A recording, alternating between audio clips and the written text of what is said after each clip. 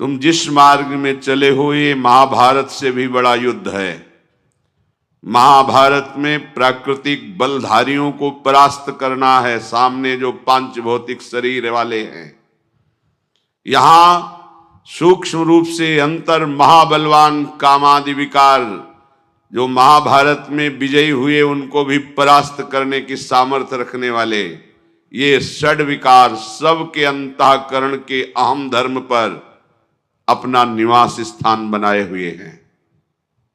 कहीं बाहर नहीं, अंदर ही विचार रूपी बाणों से भगवत कृपा पात्र जन इन विकारों को नष्ट करते हैं। ऐसा कभी युद्ध में नहीं पाया गया कि जो विजय को प्राप्त हुआ है उसके शरीर में कभी घाव ना हुआ हो।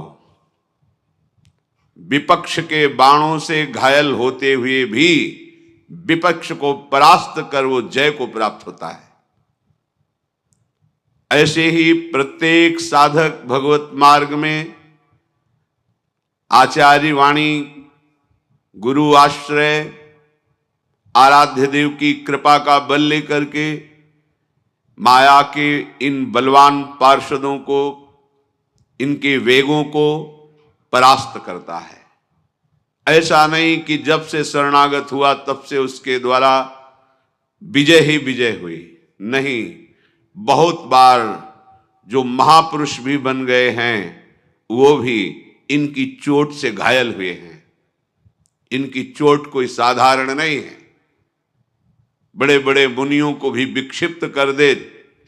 छुट चेतन जो अचेत तेऊ मुनि भय विषवासित हित सजनी स्वरूपा हरिवंश महाप्रभु कह रहे हैं।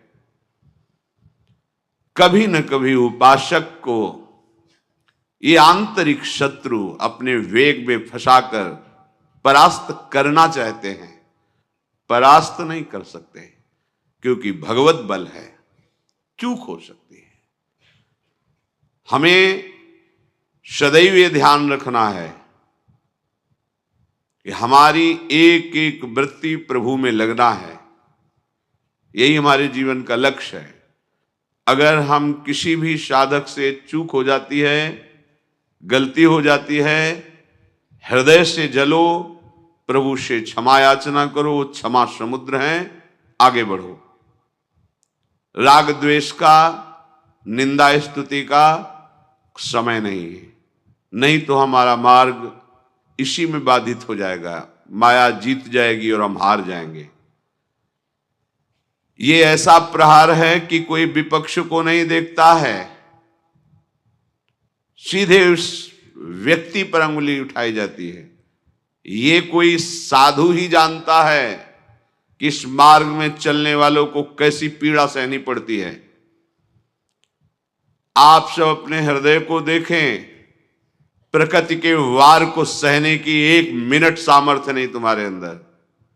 अगर किसी के अंदर है तो आचार्य गुरु का शरणागत ही होगा।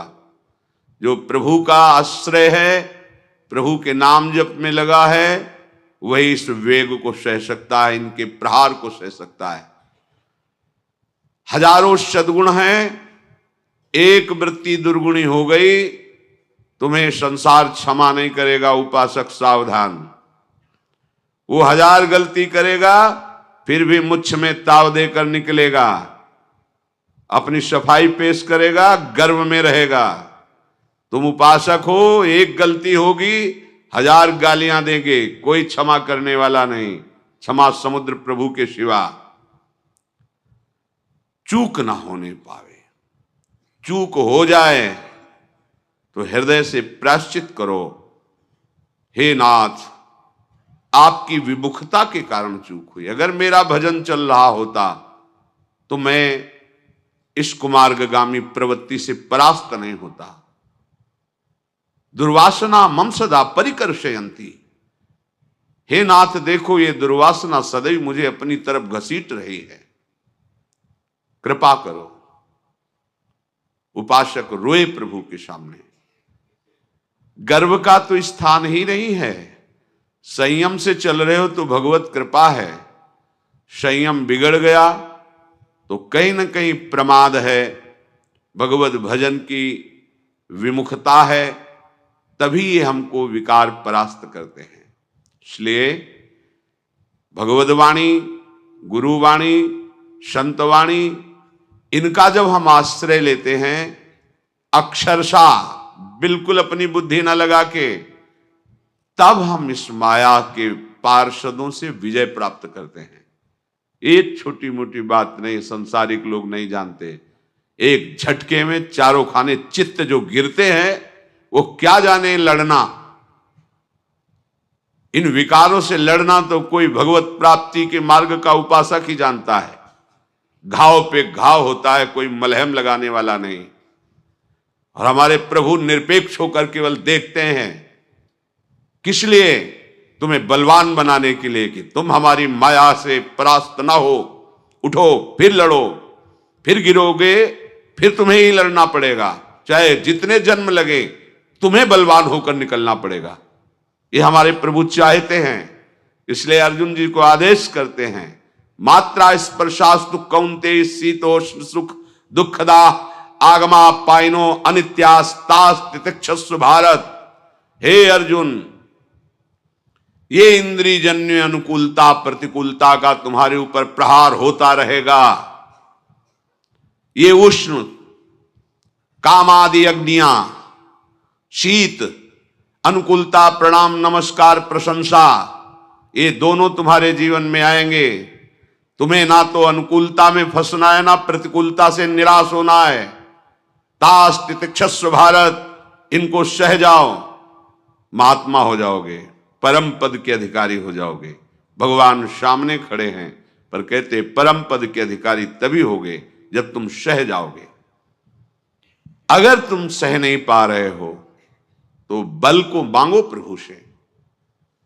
वो इंतजार कर रहे हैं, तुम अहंकार होकर दैन्य भाव से मांगो। तो अपिचेत सुदुराचारो भजते माम मनन्य भाग सादुरुष मंतव्य सम्यक व्यवसिता है सा। चाहे जितना बड़ा दुराचारी हो, एकमात्र भगवान के बल का आश्रय ले ले तो महात्मा बन जाएगा। करो सद्यते साधु समाना। संसार नहीं समझेगा तुम्हें। तुम्हारे मालिक देख रहे हैं तुम्हें, ईश्वर देख रहा है।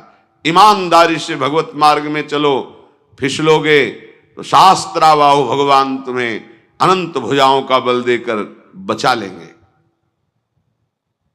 आप प्रमाद करोगे, उनकी कृपा, उनकी क्षमा का अनादर करोगे, पुनः बार बार वैसा करोगे, तो भगवान कृपा समुद्र है, वो दंड विधान नहीं करते। स्पष्ट समझ लीजिए। जहां कहीं ऐसा दंड विधान दिखाई देता है, उनकी अपार करुणा होती है उसमें। पर उनके द्वारा निर्धारित किए हुए लोकपाल शक्तियां ये तुम्हें दंड देने लगेंगी, क्योंकि तुम भगवान की कृपा का अनादर करके, उनकी क्षमा का दुरुपयोग करके मनमानी आचरण करते हो, तो तुम भगवत शरणागति में कलंक लगा रहे हो। तो उनके पार्षद फिर आपको दंड देने लगेंगे। फिर आप कहोगे भगवान की शरण होने पर भी हमारी ये हालत है। इसलिए सावधान, ये बहुत बड़ा युद्ध है। उपासक, तुम केवल अकेले हो। पूरी सृष्टि तुम्हारी परीक्षा में है, पूरी सृष्टि तुम्हारे विरोध में है। किसी को तुम अनुकूल मत मान लेना। कैसे? कोई बहुत तुम्हें प्यार करता है, अनुकूल करता है, तो तुम्हारी आंतरिक वृत्ति को चुरा रहा है, वो तुम्हें परास्त कर रहा है। रागात्मक वृत्ति तुम्हारे भगवत चिंतन में बाधा पहुंचा देगी।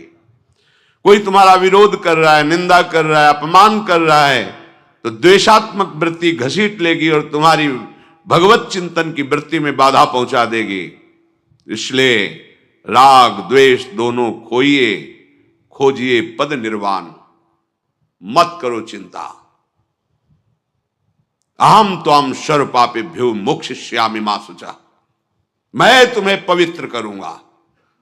बस तुम्हें अपने स्वामी की आज्ञा पर चलना है।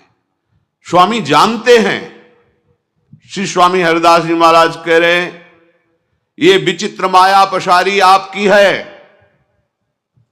कौन ऐसा ऋषि मुनि है जो इस माया की गोद में बैठकर आपको भूल ना जाए। इसलिए हमसो ना बिगाड़न को, तोसो ना संवारन को, तोई मोहि पड़ी होड़, कौन दो जीते है कौन दो हारिए, पर बदी न तोड़।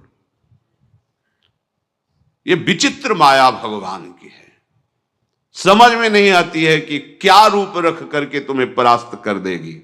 एक रूप है, जैसे भगवान की अनंत महिमा है ऐसे अचिंत्य महिमा माया की है। ये विषयी पुरुष संसार के भोगों में रत केवल बाहरी चेष्टा को देखते हैं, उपासक की आंतरिक युद्ध वृत्ति को नहीं देख पाते। भगवत कृपा पात्र फिसल सकता है, लड़खड़ा सकता है, लेकिन नाम भक्ता प्रणश्यति, मेरे भक्त का कभी नाश नहीं हो सकता। तुम क्या बिगाड़ सकते हो? अपनी वृत्ति को निरंतर भगवत चरणारविंद में लगाने का प्रयास करो। ठेका भगवान का और गुरुदेव का है तुम्हें भगवत प्राप्ति कराने का। आप बार बार आज्ञा का उल्लंघन करेंगे, फिर भी उनके हृदय में कोई फर्क नहीं पड़ने वाला। तुम उनके हृदय को नहीं जानते हो, अगाध समुद्र हैं, पर उनके द्वारा निर्धारित किया हुआ शासन विभाग भागवतिक तुम्हें फिर चैन से नहीं रहने देगा। उनके हृदय में तुम्हारे प्रति कभी वात्सल्य के सिवा और कुछ नहीं आ सकता। तुम नहीं समझ सकते सदगुरु के हृदय को, भगवान के हृदय को, महात्मा के हृदय को। अगाध समुद्र होता है, पर उनके द्वारा जो निर्धारित किया हुआ शासन विभाग भागवतिक है, फिर वो तुम्हारे पीछे पड़ जाएगा, क्योंकि तुम उनकी आज्ञा का बार बार उल्लंघन कर रहे हो, उनकी कृपा का दुरुपयोग कर रहे हो। इसलिए चाहे गृहस्थ हो चाहे विरक्त हो, हर उपासक से प्रार्थना है, हमारे लाडले युगल सरकार की कृपा का दुरुपयोग मत करो। हमारे प्रभु ने तुम्हें क्षमा कर दिया है अनंत जन्मों के अपराधों को, अवहेलना मत करो। उनकी अवहेलना होगी यदि उनकी आज्ञा का पालन नहीं करोगे। तुम्हें ध्यान देना है, तुम किसके दास हो, तुम कहां खड़े हो, क्या देख रहे हो, क्या कर रहे हो। थोड़ा तो विचार करो। तुम्हें कौन जानता है, लेकिन तुम जिनका तिलक लगाए हो, कंठी बांधे हो, उनकी अगर कोई निंदास्पद बात करे, हे हरि का दास, भगत बनता है भगवान का। जिन लाडले ने हमें कृपा करके मनुष्य जन्म दिया, ये सौभाग्य दिया कि हम भगवत मार्ग में चल सकते हैं, उनको कोई अंगुली उठाए, कैसे तुम दास हो। अपने स्वामी की निंदा करवाओ, कैसे तुम दास हो। स्वामी को सर झुकाना पड़े तुम्हारे लिए, कैसे तुम दास हो। इतना भी इंद्रियों की गुलामी स्वीकार नहीं करना चाहिए कि हमारे आराध्य देव को हमारे लिए कोई गाली दे, हमारे गुरुदेव को कोई गाली दे, हमारे वेश को कोई गाली दे, जो आचार्य कृपा से प्राप्त हुआ है, भगवत कृपा से प्राप्त हुआ है। चूक होना स्वाभाविक है, लेकिन बार बार अपराध करना दंडनीय अपराध है। चूक की सुधार है, अपराध की नहीं।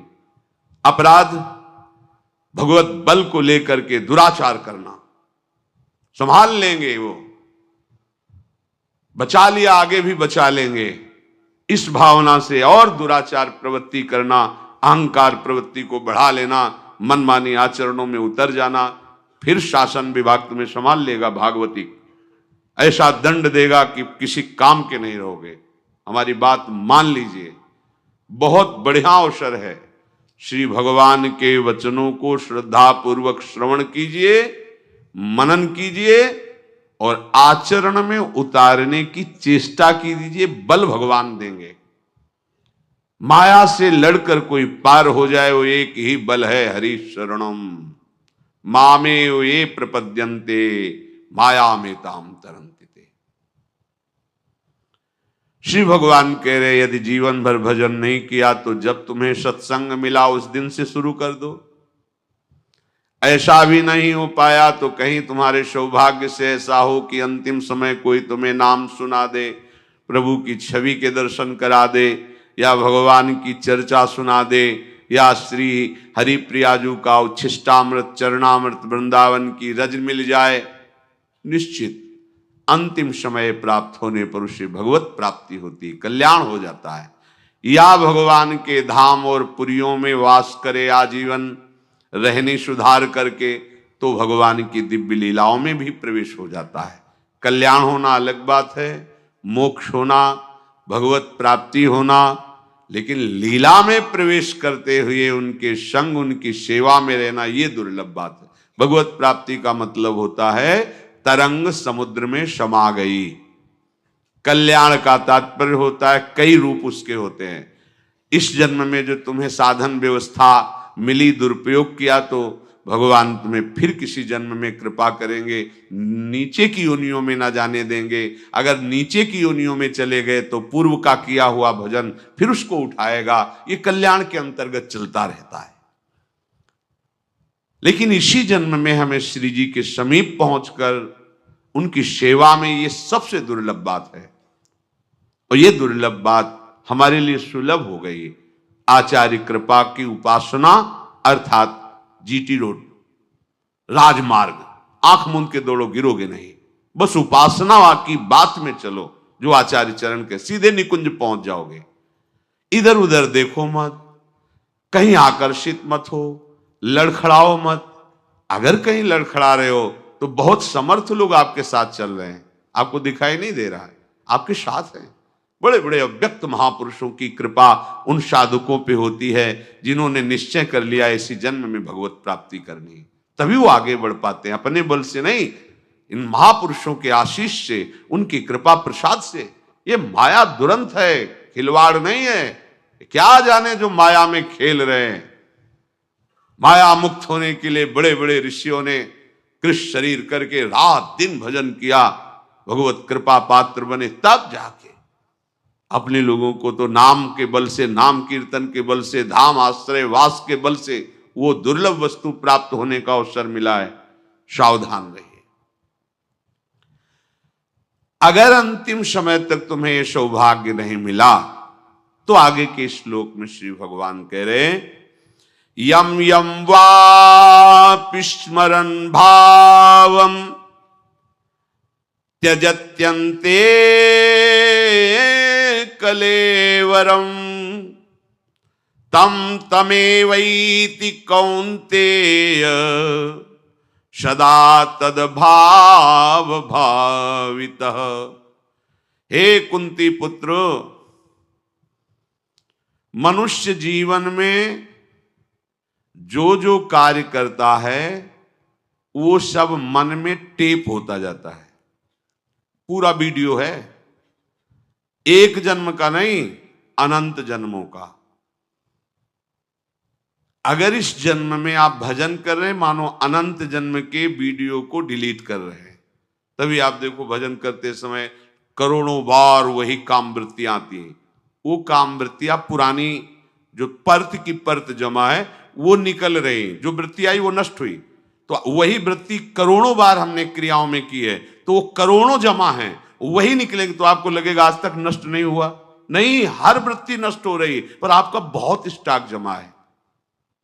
अगर आपने भजन नहीं किया तो डिलीट वाली बात ही नहीं हुई। तो भगवान कह रहे हैं कि अंत काल के समय में पूरे जीवन के कर्मों का परिणाम वीडियो बनाया जाता है। जैसे एक साल क्या क्या श्री जी का उत्सव हुआ, आधा घंटा में पूरा बना के रख दिया, ये झूला उत्सव, ये उत्सव, उसको फाइनल में देख सकते हो कि एक साल में ये हुआ।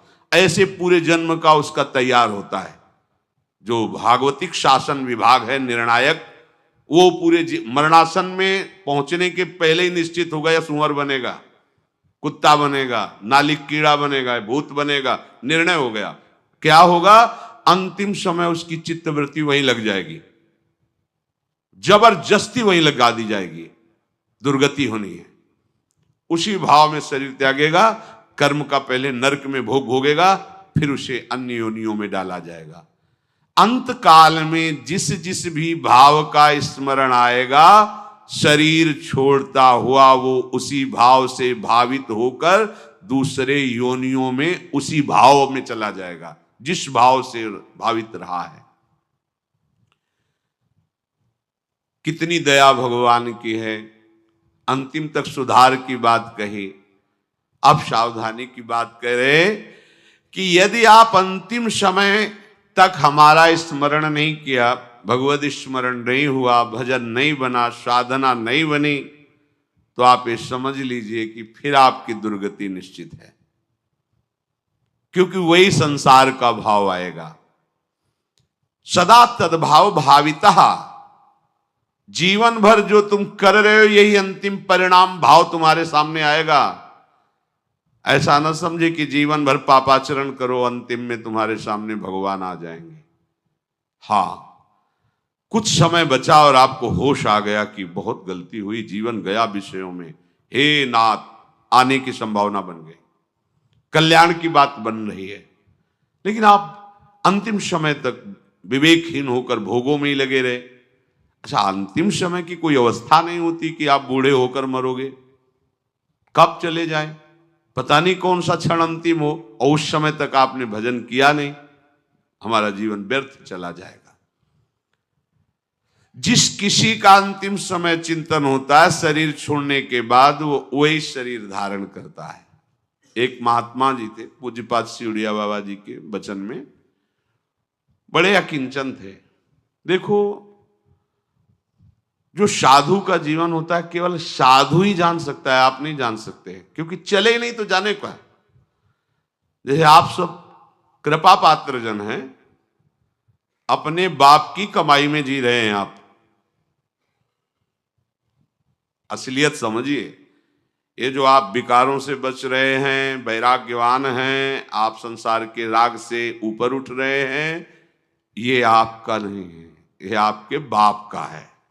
हमारे सबके बाप हैं हित सजनी जू, हरिवंश महाप्रभु, मेरे लाडले युगल और मेरे गुरुदेव। उनका प्रताप हमें जिला रहा है और हमें चला रहा है, नहीं तो एक कदम नहीं चल सकते।